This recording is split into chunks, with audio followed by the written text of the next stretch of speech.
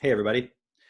I want to talk a little bit about this point of stopping self judgment because I was considering the context of when people say to stop judging yourself.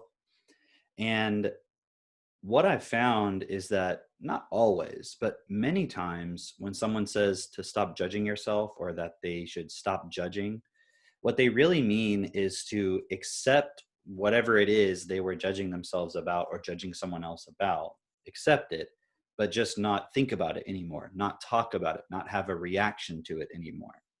And from a certain perspective, that makes sense, right? And there are times where, for example, let's say you're judging your like your appearance, okay, like you don't like the way you look.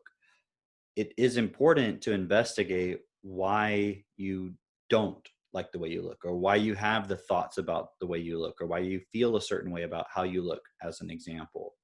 So, when you're a little kid, for example, maybe one of your parents or both placed a lot of emphasis on their appearance and how you looked, and constantly, nitpicking certain things about your appearance, or always maybe praising your appearance or making you feel bad about your appearance. So you can create a sort of layer of information which becomes thoughts and feelings and emotions towards your appearance, for example, which then becomes a constant self judgment. So you're never actually directing yourself within something, you're just reacting to and judging and coming from that starting point. So, for example, there's some things you would do or not do because you don't like the way you look. Maybe you would never want to go on a TV interview because you're afraid people might think you're ugly or something, or they're not going to think you look professional, or it could be different things.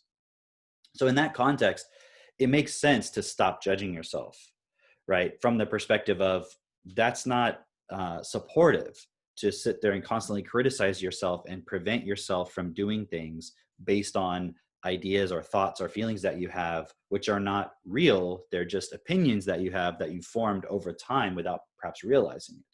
So I do see that the value in stopping those kind of self judgments. However, what I really want to address is that when someone says to stop judging yourself, but within it, if they're being honest with themselves, they're really saying that they want to just stop thinking about whatever the particular thing is, but not do anything about the particular thing, right? So, for example, with the context of your appearance, you might uh, you might you might be judging yourself irrationally, meaning no matter what happens with your appearance, you're always going to feel bad about it just because you have a program running that says, I am not good enough, or I am not attractive enough, or I am too this, or I'm not enough that. Okay. But let's say you have a situation where you're constantly being spiteful towards someone, and then you're judging yourself about it. Or you're attempting to do something like build a business is a great example, because when you're building a business, most people are not pre-programmed to do that. That's why so few people do it and are successful at it. And there's going to be all kinds of self judgments that come up, and they won't even necessarily seem like self judgments. They'll seem like valid, from your perspective, logical reasons why you can't do something or why you shouldn't do something. But in fact, it's a self judgment of, I'm not actually able to do it. Right. And so what'll happen is when you take the perspective of stop judging yourself, meaning anything that challenges my my identity, but also anything that makes me feel uncomfortable or feel bad, where I would then want to judge myself. Meaning, if I feel bad, oh, well, then I'm judging myself. So I don't want to feel bad. So I shouldn't judge myself. So I'm not going to do that thing. Or I'm not going to say anything to this person, even though they're doing something which is causing me to constantly judge them, for example.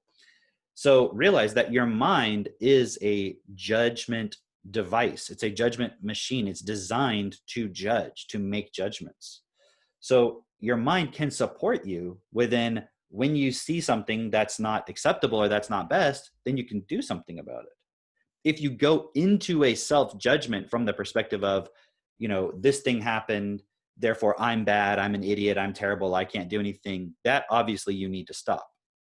But what will tend to happen, and this will change as you walk your process more and more and you become aware of this and you really apply yourself within this. And I'll just speak for myself.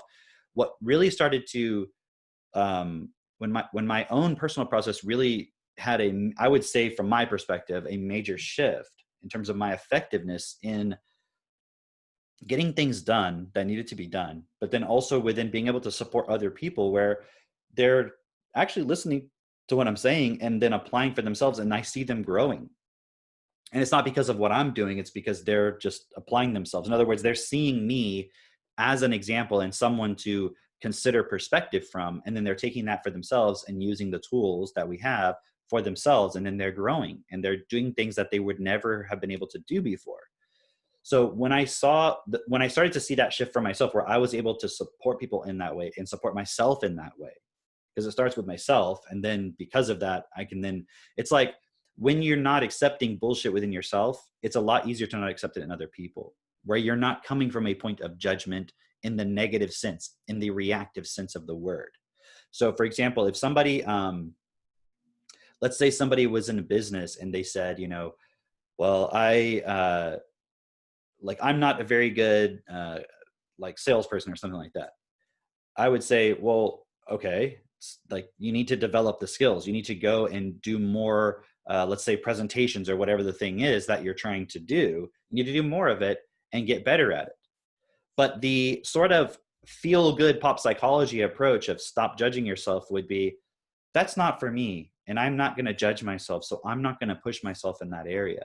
And my suggestion would be, if you're not effective at something that you should do because getting that result would be best, you should judge yourself according to what you're capable of, and then see what you can improve, and then take that on and change yourself accordingly. So in other words, what I've found, where the emotional part of the judgment, where it becomes like a self-abusive or a self-sabotaging type of thing, where I found that starts to come in, is when you don't hold yourself to doing what you see as best. Even if you might fail and make a mistake, you will learn from that, especially if you're using TechnoTutor, because it's opening up your natural learning ability. So this is another point. If you're not using it, then what happens is within your process of trying to develop, you'll constantly keep facing points of failure and never learn. Not in any real significant way, because you're not using your natural learning ability. You're not changing the patterns within you. Actually, you're just thinking about it. And so what happens is it ultimately becomes easier to just stop judging yourself. But to do that, you just stop trying. You just stop trying to expand. You just stop doing things outside of your pre-programming. And then what starts to happen is the thoughts start to come up of, well, maybe the world can't actually change. Maybe other people just need to figure it out for themselves. Or all I can do is just be the example. But you're not actually doing anything that would be the example. You're just talking. You're not even talking in a supportive way. You're only talking in a way that would bring other people down and justify your own excuses and limitations. And so I was going to say rarely, but I really don't see any time. You can go check on my Facebook or my social media where I will speak from the point of, oh, this is so bad, I'm not able to do this. And, oh, I'm having such a hard time, or man, I wish this could change, or, something like that. You won't see me doing that, because I'm not interested in influencing other people to justify their excuses. Now, if I do it, it would be unconscious. So then I would want to know, okay, oh, actually I did that here. So let me look at that and see, this is a pattern I was not aware of, right? So it doesn't mean I'm yet always 100% in my application, but that's my starting point, is to then become aware of it and say, okay, here's how I can improve. And I'm always monitoring that for myself, right? But my point is, when you're walking through something and you're learning, you're going to fail and you're going to make mistakes. You're going to go into self-judgments and so forth. Don't share that stuff like out with everybody. If you have somebody that you can, from a certain perspective, trust to give you effective feedback, like and when I say trust, I mean you've seen that over time from them, not just you just decide to trust them. Like you actually can see that they're effective and they can give you valid feedback, like a cross-referencing. Then it's cool to share with them in a personal, private setting of like, hey, here's what I'm walking through. I'm really struggling with this. Do you have any perspective? Or here's what I'm thinking or writing. Do you see any points where I'm missing? Like, that's cool. That's cool to have a buddy. But, you can get that within the Destiny I process. You don't need to just go get some friends, although that's also cool too. But what I'm saying is you should be doing it in the Destiny I process. And then if you see points within your network where you can also have that support, that's cool too. But the reality is you don't want to always just be trying to talk about all your problems. You should be solving them.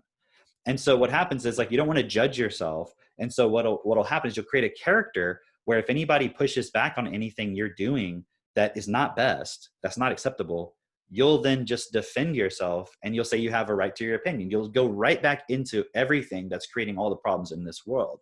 And then you'll end up justifying why the world is just the way it is, and who knows if it'll change, and we can't really do anything anyways, and I'm just going to focus on what I want to do. And then, but that's not how we're going to change the world. We're going to change the world through politics. Politics is the way to change the world. Politics is what makes the world run the way it is. Politics, which sets the rules for monetary policy and so forth, because it has the ability and the power to do that. It's the only thing that does. And then the money, which itself is what's really directing everything to continue in the patterns that it's working on, both generally in the world, but then also within ourselves individually. Everything we're doing is influenced by money, and our entire programming as children and everything, and then generations back because of genetics, because of the environment, was all based on money, based on the lack of it, based on the need to fight for competition and compete rather to get money. And every choice you see in front of you as a valid opportunity is influenced by, will it create money or not? Right. So the way to change all that is not to just isolate yourself and just kind of maybe talk a little bit about some things you're going through from time to time and mostly complain about how you're not changing. The way to do that is to, and this is what I've discovered years ago, but really applying and walking it for years now, is the point of allow yourself to consider what you're judging about yourself and about the world too, but specifically in this context about yourself. What are the things that you're constantly judging yourself about? Now ask yourself, those things I'm judging myself about, are they acceptable? Meaning not the judgment, but the thing I'm doing or not doing. Is it acceptable for me to do that? Is it acceptable for me to not do that particular thing? Because if it's not, that is most likely where the judgment is coming from, meaning it is potentially a valid judgment. But then what happens is, instead of focusing on solving the problem, you go into guilt, which then compounds the point more. Like, oh, I should have done that. So it's like, in order to protect ourselves from feeling the guilt, feeling all of that stuff, and it kind of compounds and cycles from there, we then instead say, well, I'm going to just not judge myself. So and the way I do that is by not doing that thing anymore. But meaning take myself out of that situation. But that situation is showing you where you can grow. And so so in some cases you can't take yourself out of that situation. In some cases you're just going to keep repeating it, but you just go into, I'm not going to judge myself about it. I'm not going to judge myself about it. I'm not going to judge myself about it. Just stop judging myself. But then it's like, what you're actually doing is judging self-judgment. It's like you're judging judgment itself, which is a self-judgment. But what I'm saying is you're judging the word. You're reacting to the word. But what is wrong with judging something? What is wrong with saying, okay, I'm looking at this point and I'm seeing whether it's acceptable or unacceptable. And I'm deciding within my self-honesty, within my common sense, this is no longer acceptable. This is not acceptable. So why am I doing it? Why am I continuing to do this? Okay. Instead of focusing on, I'm just not going to judge myself, focus on how can I change this, or what can I just do differently, and just do it. Because it's every time you know what you should do, but then you don't, it creates a self-judgment. But that's not a self-judgment that's just coming from your programming per se, of like an irrational thought that is not based in reality. That's an actual judgment of, I know I should be doing this. Now the point will come in of, well, I don't know how to do it. I don't know how to be effective with it. And that's why I'm avoiding it. Okay. But avoiding it isn't going to, avoiding addressing it, avoiding going into it and doing the thing you should be doing, or stopping the thing you should stop doing. What's an example? Here's a simple example that doesn't really require learning anything. Like, let's say you're married, or you have like a girlfriend or boyfriend or something, or you live in a house with roommates and you never want to do the dishes, and no one ever wants to do the dishes. So you're constantly judging the situation and you don't want to do the dishes. This used to be me. But if you see the dishes and it can be done, and you go into a judgment later, let's say you don't do them, and then you go into a judgment later about the dishes not being done, or, oh, I should have done it, but I didn't. That's an indicator that you should have just done it. Not necessarily 100%, meaning, but you have to look at it. The point is a potential point that you're judging yourself because you should have done it. And so you keep judging the whole point of like, oh, you have this conflict with your spouse because they don't want to do dishes. You don't want to do dishes, and always piling up, and you're just getting mad. Who's going to do it? Like, just fucking do it. Just do it. And that was a conflict that my wife and I used to have back before we were even married. And for myself, this is one of the points where I remember for myself, I was like, I'm just going to start doing it because I really just want her to do it because I'm working and doing all these things or whatever. And it would be nice if mostly she would take responsibility and I would take responsibility for other points. But if I'm just avoiding this point, then I'm not going to be able to force this other person to do it. So what would be the best thing I can do? I'm just going to start doing it, because then it allows the other person to realize, they're doing it. Why can't I do it? Like, it gives the space instead of it creating the continual conflict. So you can apply that sort of thinking to a lot of things, because I was constantly judging myself for, it's like, I didn't want to do it.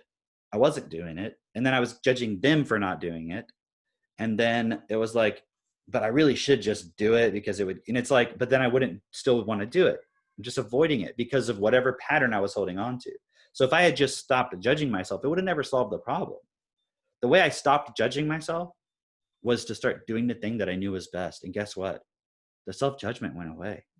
And you know what else happened? I started to trust myself more. Then I was like, oh my God, that worked. Because it actually created the scenario of the other person started doing it too without me even saying anything. I'm like, wow, I've nagged them so many times to do it. And just by me doing it, they started doing it, and it's never been an issue. You see? So how did I do that? I just started doing the point. And guess what? The self-judgment went away. I started trusting myself more in that moment. And I'm like, what else am I not doing? And at first I didn't know everything I wasn't doing. I wasn't honest with myself completely yet, but I saw something else. And that began a slow process, but a steady process of taking more and more responsibility to where I'm at now, where it's like, if I see something that needs to be done, and it could be something simple like the dishes, and there's context where now that it's like you've removed the self-judgment, it's like, okay, the dishes need to be done, but I'm not avoiding it anymore. I'm taking responsibility over here. So that's my responsibility. This person, we've now created an agreement where that's this person's responsibility. That doesn't mean from time to time, when I see the dishes and I have a moment, hey, start doing them, right? Or if, like, for example, I'm with the kids early in the morning and they're busy playing and Katie's taking a nap because she was up all night with the kids or with Seneca, and the dishes need to be done and unloaded and stuff loaded in. I'm like, okay, do it. Like, what else am I going to do? Like, and I don't have a problem with it. I'm not resisting it anymore. I'm just doing it. So there's no more judgment. But if I saw it and I was like, well, I don't really feel like doing it right now. I'd rather just like sit on my phone or something while the kids are playing, or that would be the alternative, I suppose, right? Or I could go play with the kids or whatever. But the point is, I could do something else that it's not necessary. Like, they're fine. They're doing their thing. I have a moment. Let me just get it done. Because I know Katie will appreciate that. And it's not about she's going to praise me. She usually does thank me, even though I'm not looking for that. But it's done now. And then, you know what?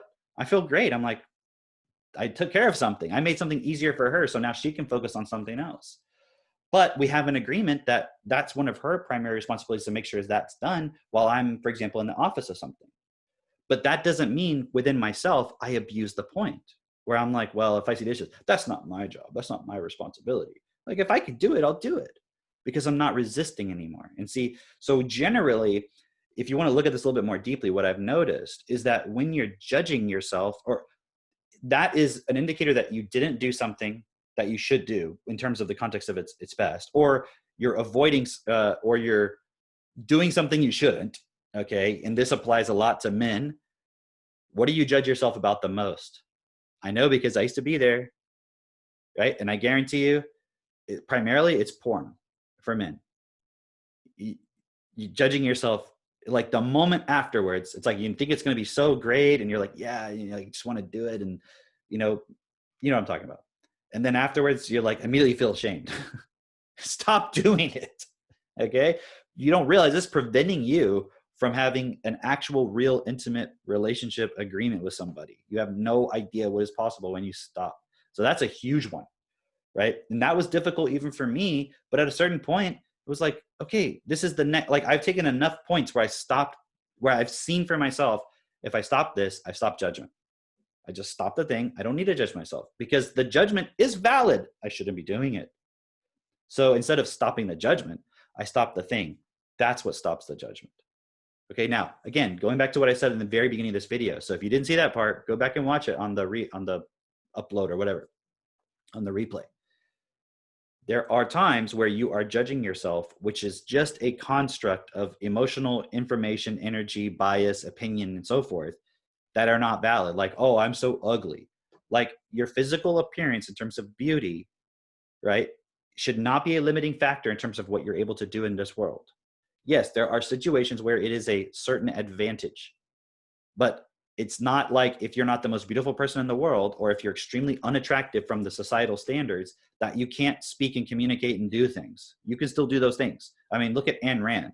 She was hideously ugly from my opinion, and yet she was very influential in this world as a woman. Okay, so you can't let an excuse like that stop you.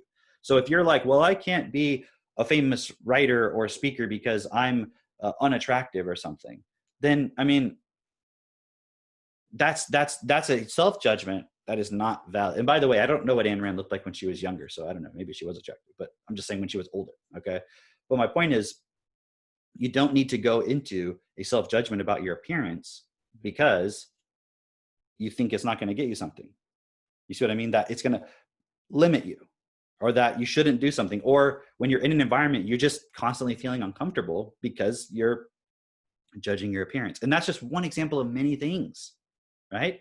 And so, for example, with the point about Ayn Rand, I can have the point of saying, I don't prefer the way this person looks. But does that mean I wouldn't want to talk to them? Does that mean I wouldn't want to? So I don't have to judge them from the perspective of, well, that person's just ugly, so I'm so much better than them. I'm a better writer than well, yeah, maybe be a good writer, but they're not attractive. Ha ha, I'm so much more you see, that's when it becomes something that's like, it's like, okay, I like bananas. I don't prefer apples. Does that mean I can't eat an apple? No, but it means I don't prefer them. If I have a choice, I'm going to eat a banana. And there's probably like some physical differences about them that's better for my body or whatever, potentially, right? But my point is, it doesn't have to stop you from interacting with that thing in a stable way, right? So that's kind of more the context of judging something else.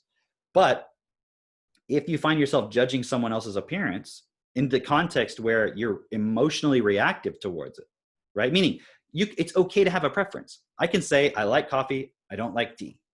Okay, now, in the context where one has a specific nutritional benefit that is good or best or harmful, right? Let's say I like arsenic. Well, that's going to kill you. So that's stupid. That's a stupid preference. But if you're saying like, that woman is attractive, to me, that woman is not attractive. This man is attractive to me. That woman is not attractive. That person is very unattractive from my perspective.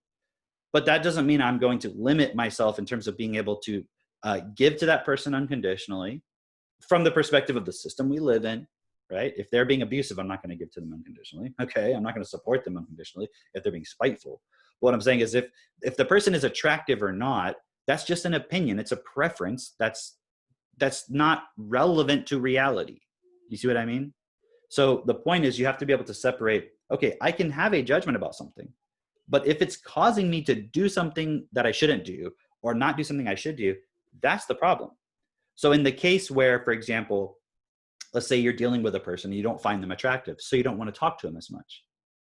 Well, why is it that you want to talk to the attractive person? What are you trying to get out of that relationship? And then you might find, oh, it's actually a sexual desire. I'm actually trying to get some energy out of it. There's some secret hope that I'll sleep with this person or something like that. Versus with the ugly person, I don't have that necessity, so why talk to them? You see, so you start to see the hidden impulses, the hidden reasons, the hidden motivations behind things.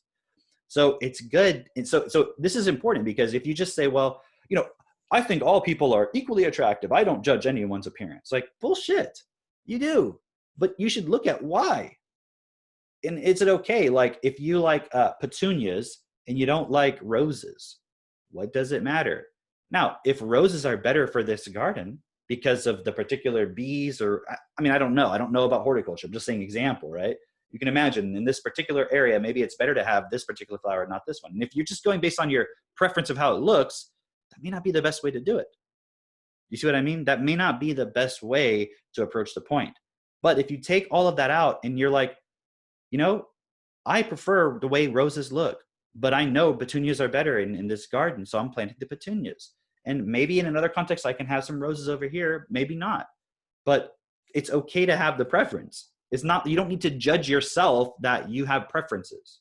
You see?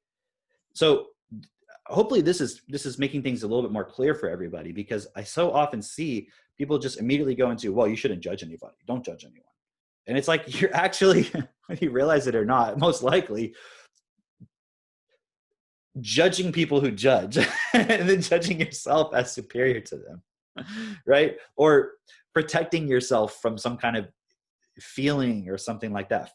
And I'm not saying this applies to everybody. It doesn't necessarily, you have to look for yourself, right?